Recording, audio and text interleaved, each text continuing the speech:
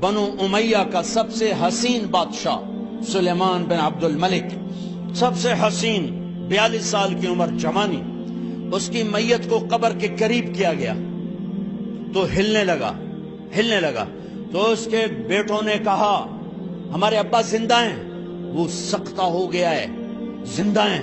عمر بن عبدالعزیز رضی اللہ رحمت اللہ علیہ فرمانے لگے ارے بھتیجو زندہ نہیں ہے، قبر کا عذاب جلدی شروع ہو گیا ہے، بلا عجل اللہ بالعقوبہ، چھپاؤ، جلدی چھپاؤ۔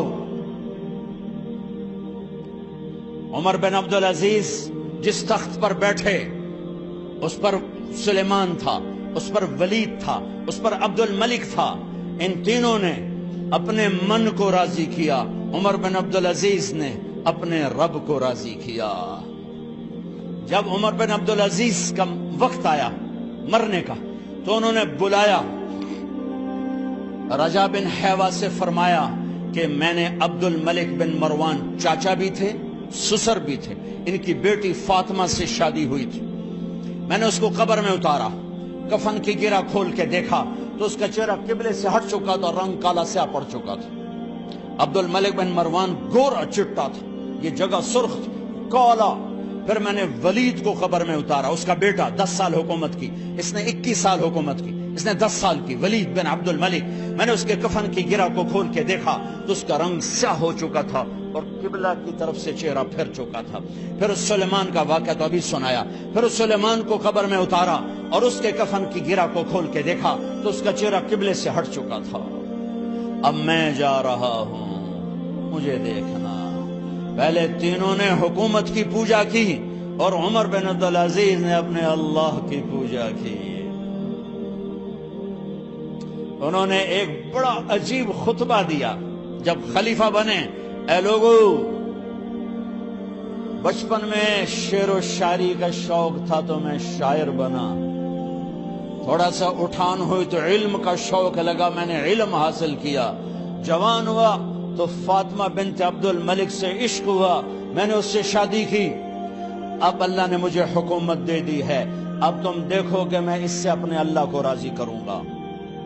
ہمارے حکمران تو ووٹ سے آتے ہیں اور چلے جاتے ہیں 4-5 سال کے بعد، ان کی وراثت میں حکومت آ رہی ہے اور 3 بر اعظم پر حکومت ہے، اور ایسا روب دبدبہ ہے بنو امیہ کا، کوئی ان کے سامنے سر نہیں اٹھا سکتا۔ 3 بر اعظم میں زکوٰۃ لینے والا کوئی نہ بچا، 3 بر اعظم میں سوال کرنے والا کوئی نہ بچا، 3 بر اعظم میں ظالم کوئی نہ بچا، 3 بر اعظم میں مظلوم کوئی نہ بچا۔ لیکن خود کیسا رہا؟ گھر آئے، فاطمہ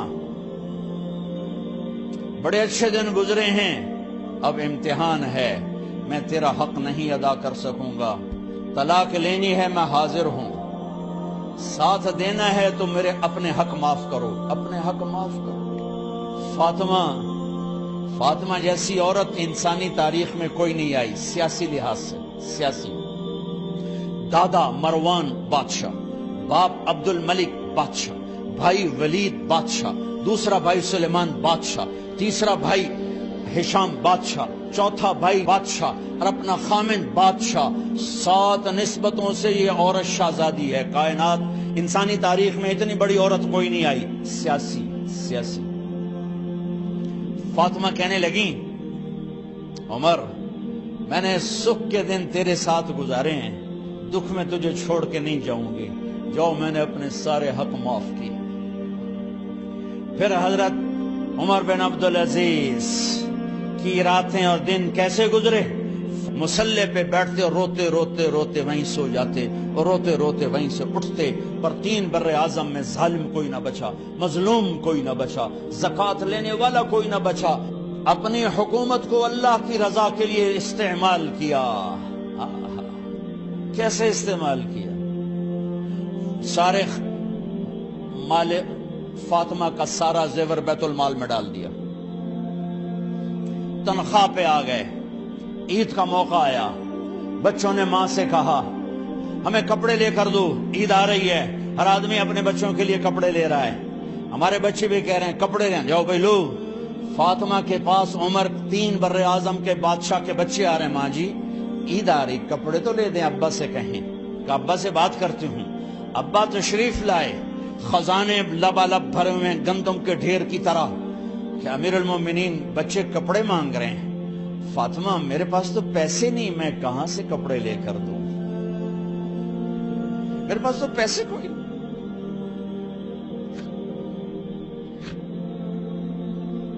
حضرت فاطمہ نے کہا پھر بچوں کا کیا کروں؟ کہا پھر مجھے بھی نہیں پتا کیا کروں۔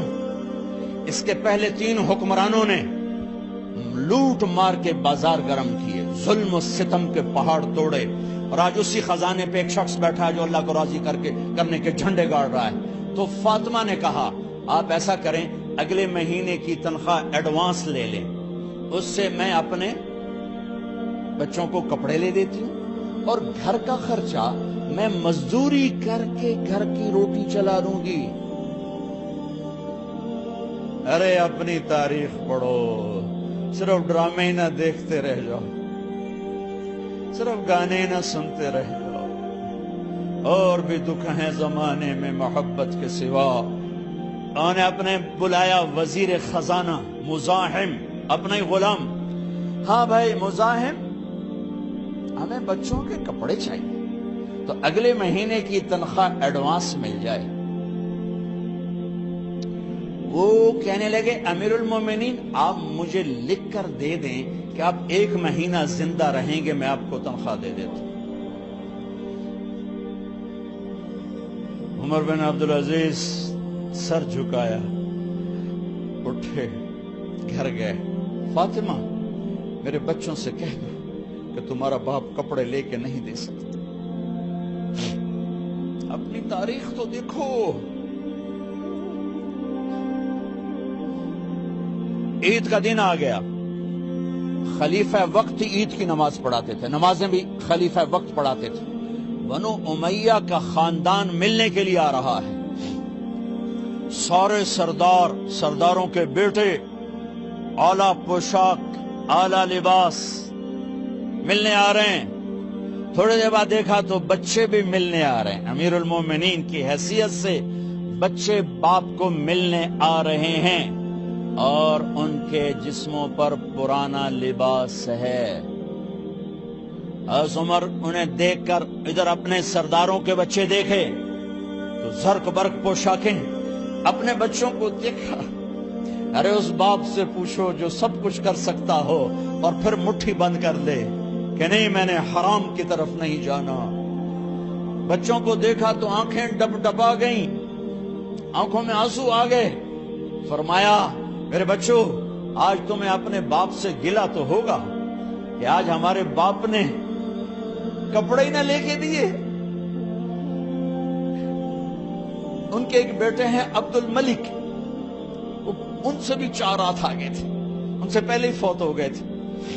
کہنے لگے ابا جان آپ کو مبارک،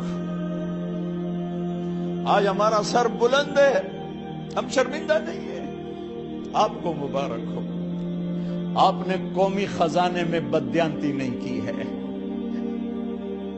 ہم شرمندہ نہیں ہیں، انسانوں کو کپڑوں پہ نہیں تولا جاتا۔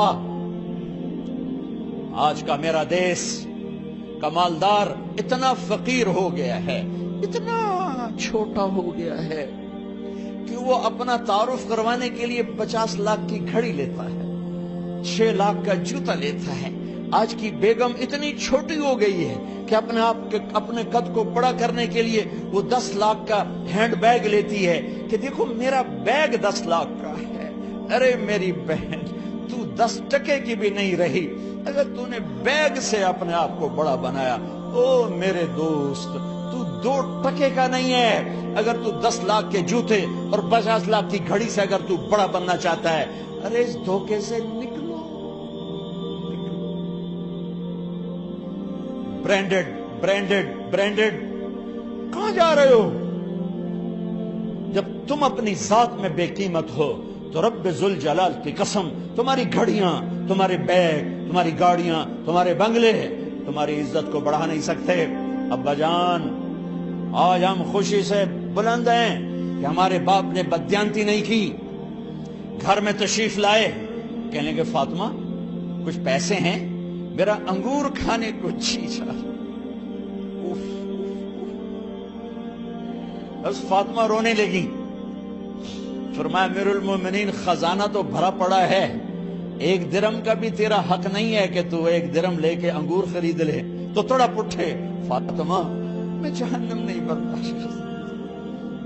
وہ میرے بھائیو جو دن رات سود میں پھنس چکے ہو، جو دن رات جوئے شراب میں پھنس چکے ہو، کیسے اللہ کے سامنے سرخرو ہو کر کھڑے ہو گئے؟ ایک رات گھر میں تشریف لائے، بچیاں بیٹیاں، منہ پہ ہاتھ، کپڑا رکھو، دوپٹہ رکھو منہ پہ، اور بات کریں۔ آپ نے پوچھا ارے کیا ہوا تمہیں، یہ منہ پہ کپڑا کیوں رکھتے ہو؟ تو خاموش ہو گئی، لیکن گھر کی خادمہ رو پڑی۔ کہا امیر المومنین آج آپ کی بیٹیوں نے کچا پیاز توڑ کے اس سے روٹی کھائی، سالن کھائی، اور میرے آج کا تاجر کہتا ہے جھوٹ نہ بولوں تو کاروبار کیسے، میرا افسر کہتا ہے رشوت نہ لوں تو گزارا کیسے کروں۔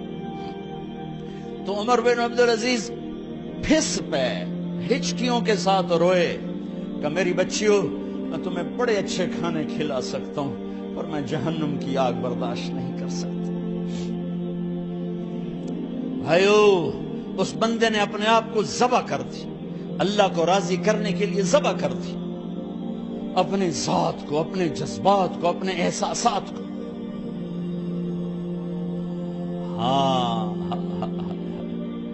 اب اللہ نے صلہ کیا دیا، جب انتقال ہوا ہونے لگا تو بلایا رجا کو، جو میں بات پہلے چھوڑ کے ادھر ان کی تھوڑی سیرت بتائی کہ رجا اب میں مرنے لگا ہوں۔ عبد الملک کالا ہو گیا تھا، ولید کالا ہو گیا تھا، سلیمان کالا ہو گیا تھا۔ یہ کیوں کالے ہوئے تھے؟ یہ بے نمازی نہیں تھے، بدکاری نہیں کرتے تھے، کسی کی طرف ان کی میلی آنکھ نہیں اٹھی کبھی۔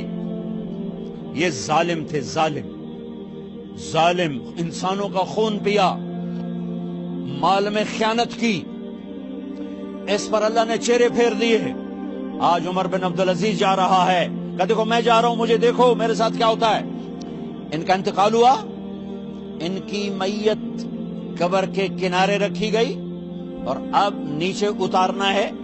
سلیمان کی میت کو اتارنے لگے تو ہلنے لگا، اور عذاب قبر پہلے شروع ہو گیا۔ عمر کی میت کو جب قبر کے قریب کیا گیا، ایسے ہوا کا جھونکا آیا، ایک پرچہ ایسے لہراتا ہوا یوں آیا، یوں آیا، یوں آیا، اور عمر کے سینے پر گر گیا۔ لوگ کٹھے ہو گئے، پرچے کو کھول کے دیکھا گیا تو اس پہ لکھا تھا بسم اللہ الرحمن الرحیم، براءۃ من اللہ لعمر بن عبد العزیز من النار۔ یہ پروانہ ہے اللہ کی طرف سے اس کے بندے عمر کے لیے کہ اسے جہنم سے نجات کی خوشخبری سنا دی جائے۔ آہا، مرنا ہو تو یوں مرو، اللہ ایسی موت دے دے۔ کہتے ہیں میں نے ان کو قبر میں اتارا، جب قبر میں اتارا تو کیا دیکھا؟ میں نے کفن کی گرہ کھولی تو چہرہ قبلے کی طرف، اور یوں لگا جیسے 14ویں رات کا چاند قبر میں اتر آیا ہو۔ اور آخری بات کرتا ہوں، میرے بھائیوں بہنوں، اپنے اللہ سے صلح کر لو، اپنے اللہ سے صلح کر لو۔